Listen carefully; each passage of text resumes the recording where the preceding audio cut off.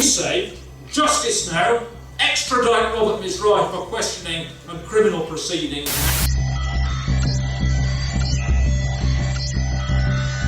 If they died in the service of the Crown, we have a duty to honour them.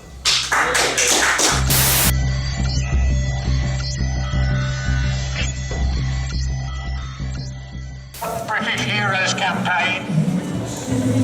This organisation is a non-party political group set up in order to remember the servicemen and servicewomen of the British nation who have been killed in conflicts and whose sacrifice is now forgotten by successive British governments who find that the actions they were engaged in on behalf of this country are now too politically incorrect to mention.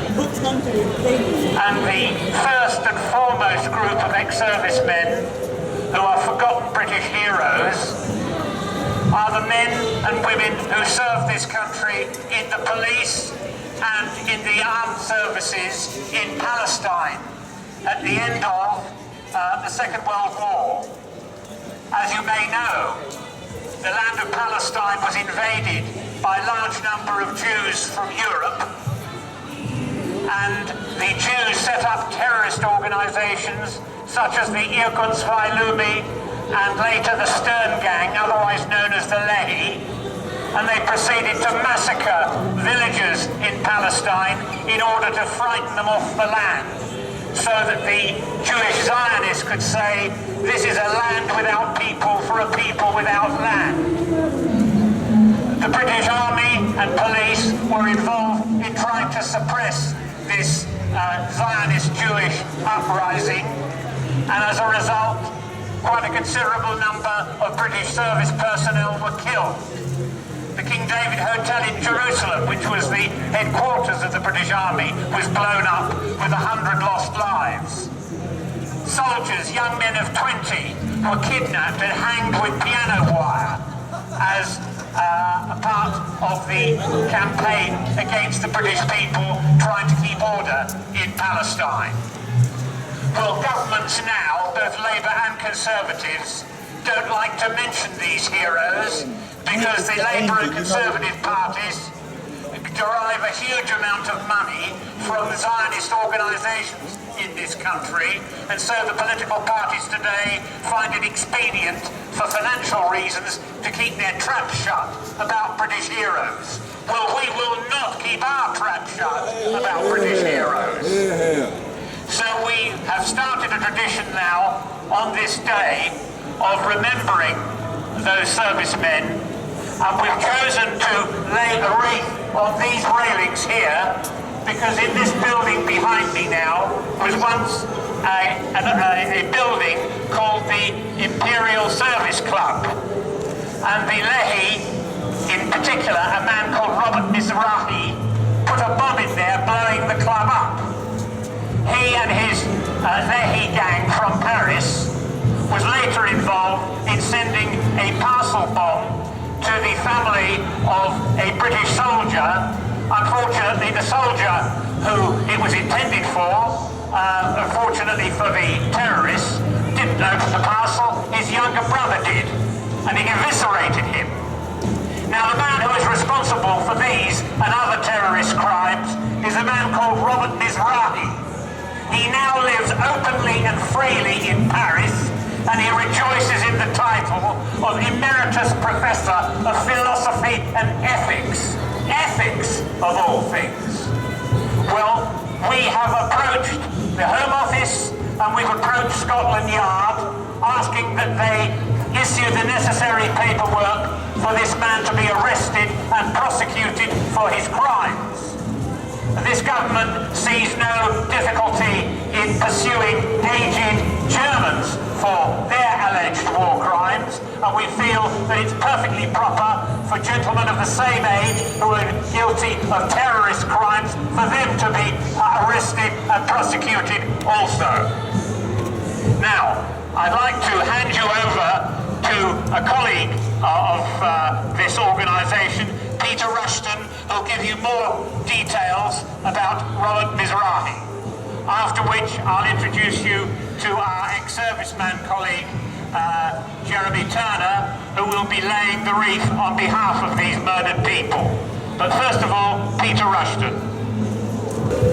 Ladies and gentlemen, we come here today to this spot to mark the terrorist bombing that took place here in March 1947. And we choose to do that for several reasons. First of all, at a time when terrorism, not only in this country but around Europe and around the world, is very much on people's minds.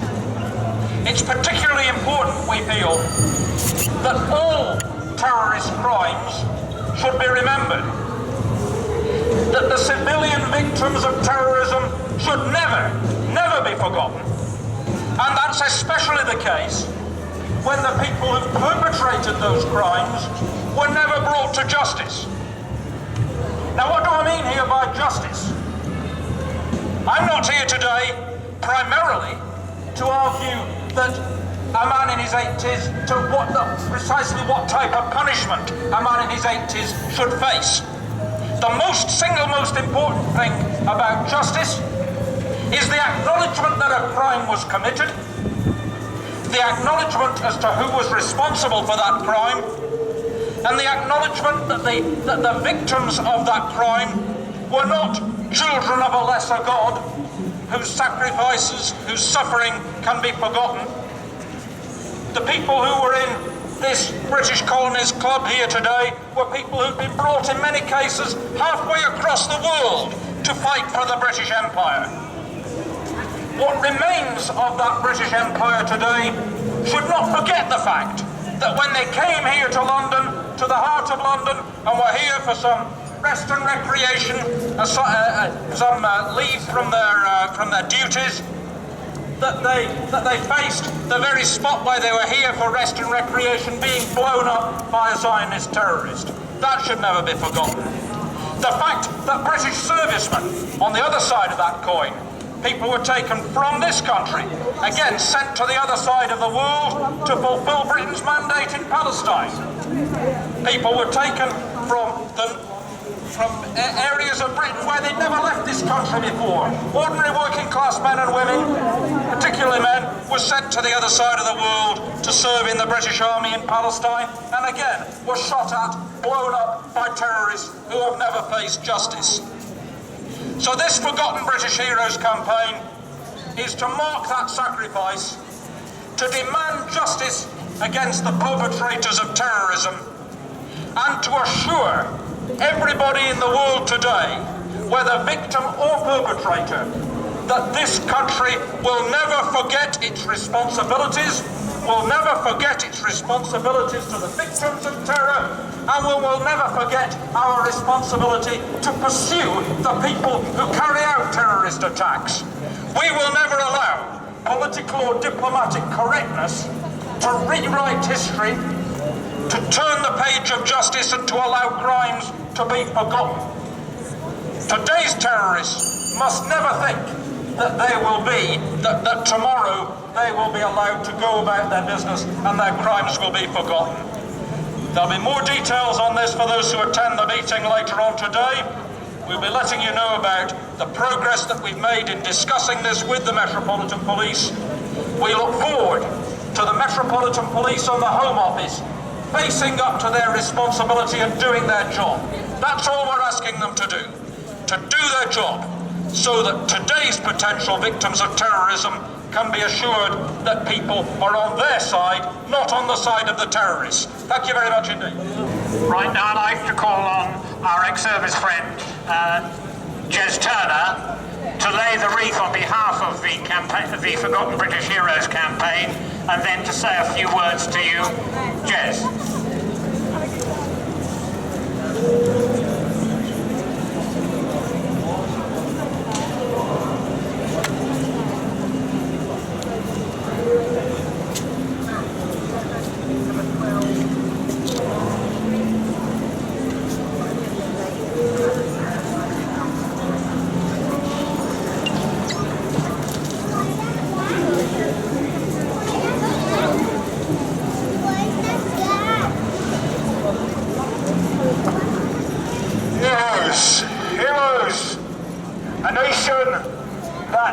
not honour its heroes, very soon we'll have no more heroes.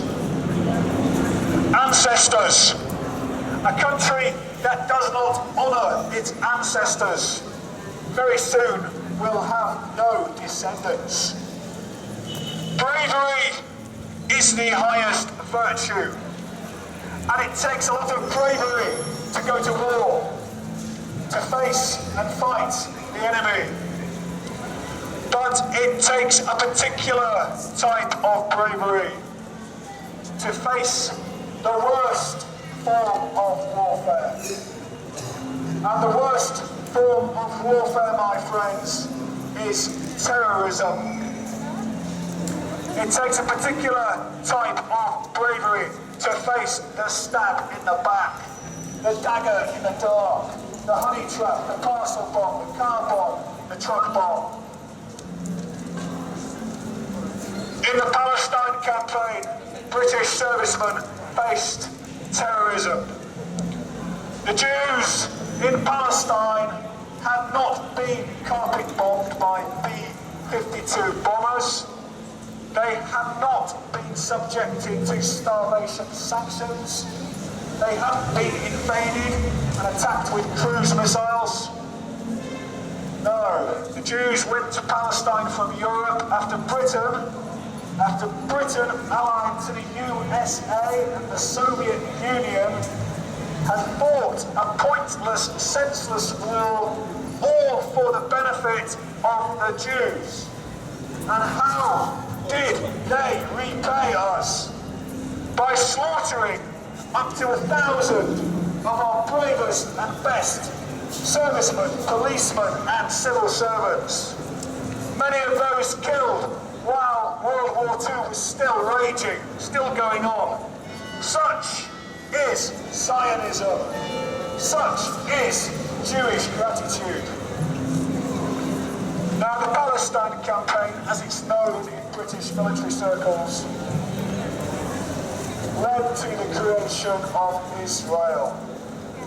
And the Palestine government currently is seeking to sue the British government over the Balfour Declaration. Well, I say to the Palestine government, do not sue the people of Britain. Do not sue the British people. Sue the politicians and their puppet masters. Don't sue the British. Sue the Rothschilds. Sue the Goldman Sachs. Sue the George Soroses of this world. Sue those who pull the strings of Theresa May. Now, Theresa May, Prime Minister, says she is so against terrorism. She is going to do all she can to fight terrorism. Well, early on this year, she went to a Finchley synagogue in North London, and there, last year, and she praised the very same Zionist terrorists who slaughtered British soldiers, policemen and civil servants. Slaughtered British personnel in Palestine, in Egypt, elsewhere, on these very same streets. She praised them. She called them freedom fighters. There is a crime now on the statute book, a crime of glorifying terrorism. Well, I say, Theresa May, Prime Minister, should be indicted for the crime of glorifying terrorism.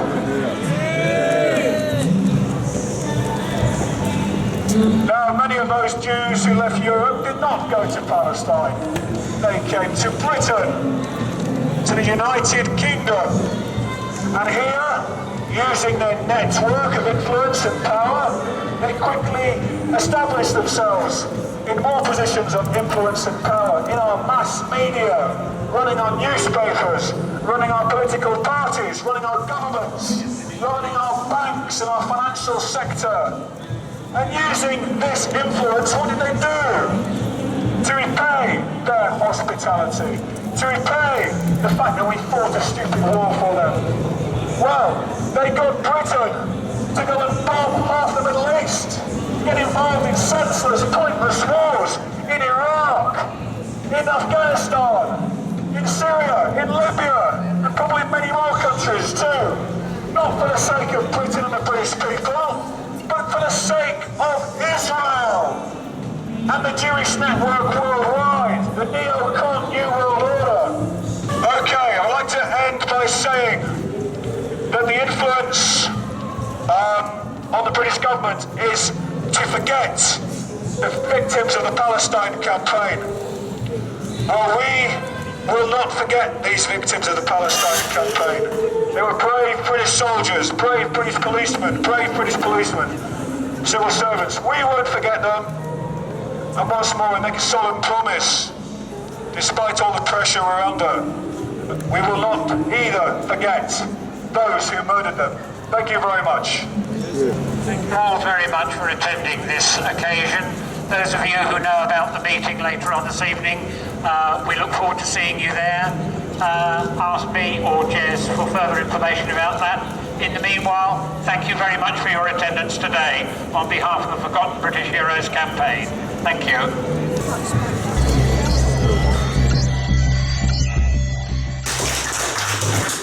Welcome to the second Forgotten British Heroes campaign meeting. It's been a successful day today down in Trafalgar Square. As you all noticed, we had quite a large crowd of passers-by stopping and listening. And quite an appreciative crowd as well, a few claps and a few cheers, which is good. Very good indeed. Anyway, our first speaker today is a man that we all know, we all admire. He's been in nationalism for a very long time. And he has made no enemies. Richard Edmonds.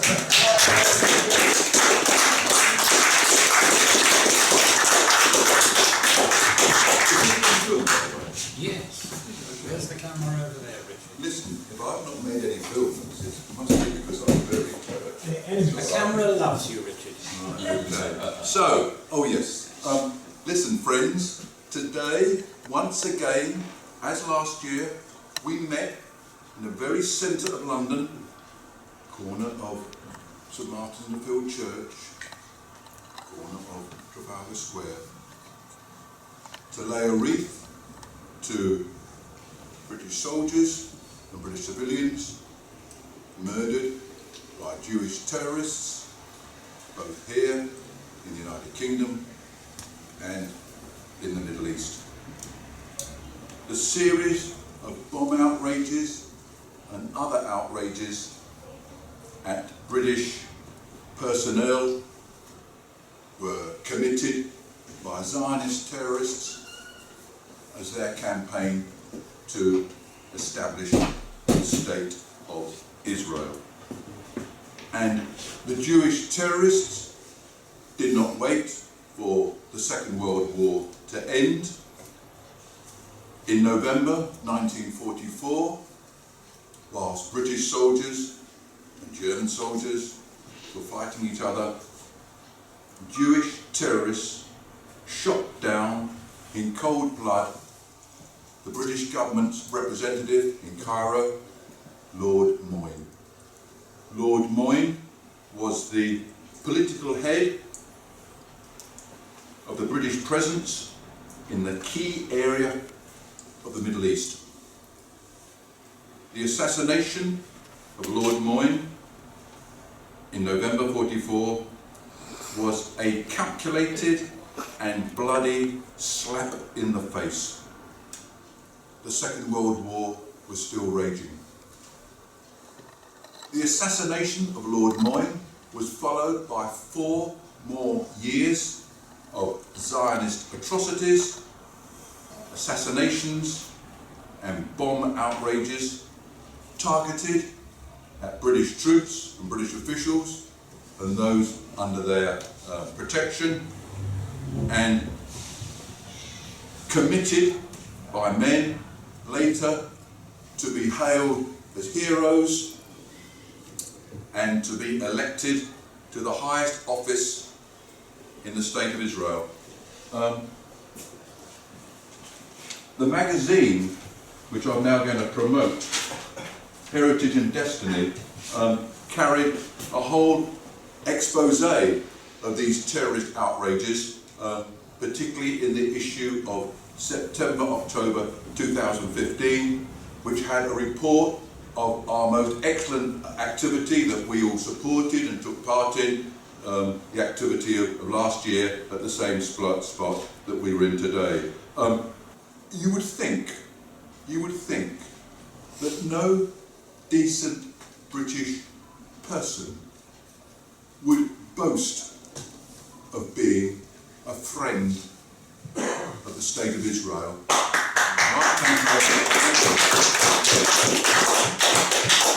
After what we've heard today and what later speakers are going to say, you would think that no decent British person would acclaim themselves a friend of the State of Israel.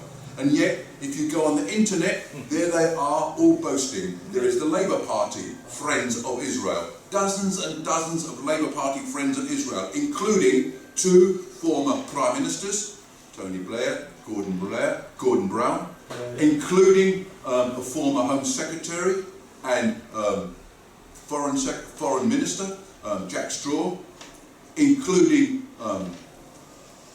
dozens of others. Look them up, it's all on the internet. Friends, the Labour Friends of Israel. Look up the Liberal Democrat Friends of Israel. Look up the Conservative Party Friends of Israel. And at this point, I'm going to quote to you, with regard to the Conservative Friends of Israel, I'm going to quote to you the journalist Peter Oborne, writing in the Telegraph, December 2012, and I quote, "It is impossible to understand the modern Conservative Party without a grasp of the scale and the depth of its links to the State of Israel." And Oborne continued, speaking of the modern Conservative Party, and I quote, "Some 80% of all Tory MPs are members of the Conservative Friends of Israel, including most cabinet ministers." End of quote. The phrase "most cabinet ministers" most certainly includes the recently appointed Prime Minister, Theresa May. The first act of Theresa May following her appointment by the Tories as Prime Minister, her first act, even before she had seen the Queen to obtain confirmation of her elevation to being Britain's Prime Minister, the first act of Theresa May on her first day as Prime Minister was to spend the evening at a private dinner in the home of the Chief Rabbi, as reported in the press.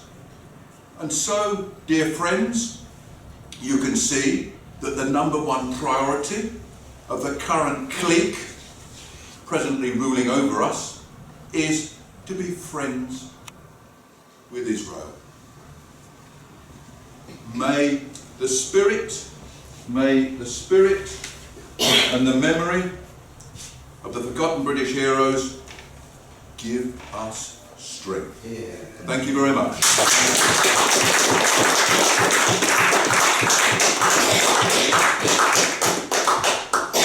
Well, I have to say, I am not a friend of Israel.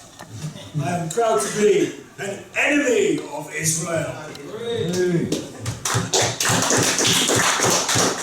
And despite Zionist pressure to do this, to do that, not to say this, not to say that, I think it's important that someone somewhere goes on doing this and saying that, despite that threat.